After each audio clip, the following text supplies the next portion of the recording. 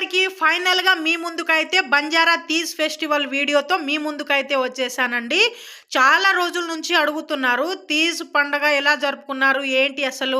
ఎలా చేస్తారు? ఏంటి అని చెప్పి అడుగుతున్నారు. అందుకే కొంచెం లేట్ అయిందండి. నేను వెళ్ళలేకపోయాను. కొంచెం గింజలు నానబెడతారు కదా వాళ్ళు మొలకలు రాడానికి. అప్పుడైతే నేను వెళ్ళలేకపోయానండి. అందుకే నేను పెట్టలేకపోయాను. అందరి దగ్గర అడిగి, అడిగి ఒక వీడియో అయితే నాకు దొరికిందన్నమాట. ఈ తీజ్ పండుగ ఎందుకు జరుపుకుంటారు? బంజారా వాళ్ళు ఏ దేవుడిని కొలుస్తారు అని చెప్పే ముందు ఫస్ట్ టైం మన ఛానల్‌ని ఎవరైనా చూస్తున్నట్టయితే ప్లీజ్ అండి లైక్ చేయండి, షేర్ చేయండి, సబ్స్క్రైబ్ చేయండి. ఎప్పుడైతే సబ్స్క్రైబ్ చేసుకుంటారో పక్కన బెల్ ఐకాన్ని క్లిక్ చేయండి. అప్పుడే నేను ఏ వీడియోస్ పెట్టినా మీకైతే నోటిఫికేషన్ ద్వారా ముందుగా వచ్చేస్తుంది. ఓకేనా? మీరైతే ఖచ్చితంగా ఈ వీడియో ఎలా అనిపించింది ఏంటి అని చెప్పి మీరైతే లైక్ చేయండి. ఎలా అనిపించిందో ఏంటి కూడా ఒక కామెంట్ చేయండి. ఇప్పుడు బంజారా పండగ ఎలా జరుపుకుంటారు తీజ్ అనేది చెప్తానండి.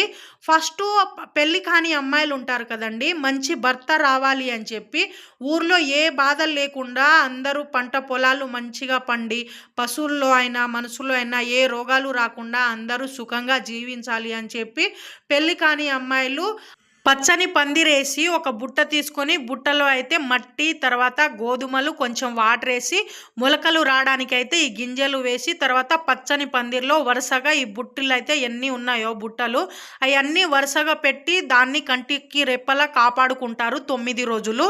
లాస్ట్ రోజు చాలా ఘనంగా చేస్తారు. అప్పుడు ఆ మొలకలు వచ్చిన దాన్ని ఎత్తుకొని డ్యాన్స్ చేసి తర్వాత వాటర్లో అనేది వేయడం జరుగుతుంది. సేమ్ బతుకమ్మలానే ఆడతారు. ఆ వీడియో కూడా పెడతాను, మీరు మిస్ అవ్వకండి. ఈ పండగలో మెయిన్ గా బంజారా వాళ్ళు కొలిచేది మెరమయాడి తర్వాత శివలాల్ మహారాజ్ అని చెప్పి ఉంటారు.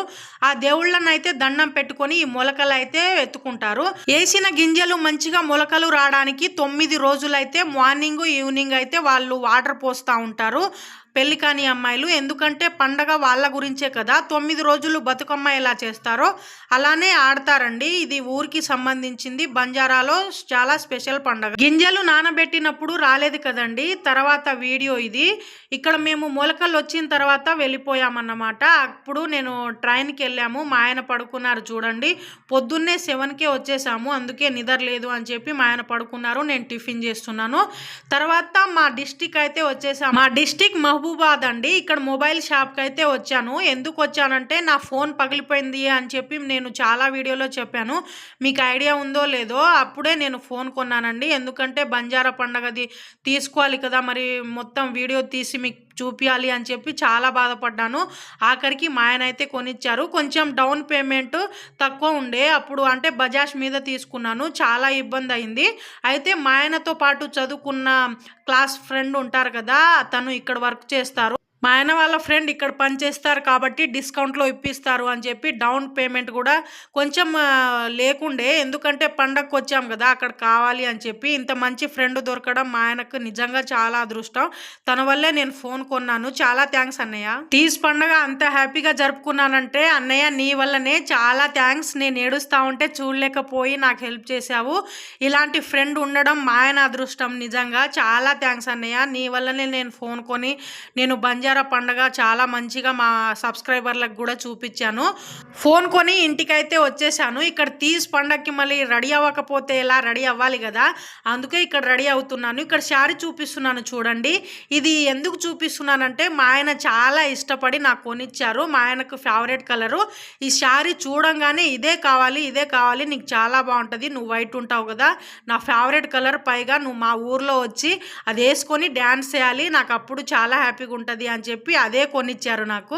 మరి నాకు ఈ చీర ఎలా ఉంది, బాగుందా, సెట్ అయిందా నాకు, మా ఆయన సెలెక్షన్ ఎలా ఉంది ఏంటి అని చెప్పి కూడా మీరు కామెంట్ చేయండి. నెక్స్ట్ ఇక్కడ రెడీ అయిపోయిన తర్వాత తీజ్ పండగకి వెళ్ళిపోదాం అనుకుంటే వర్షం అయితే స్టార్ట్ అయింది.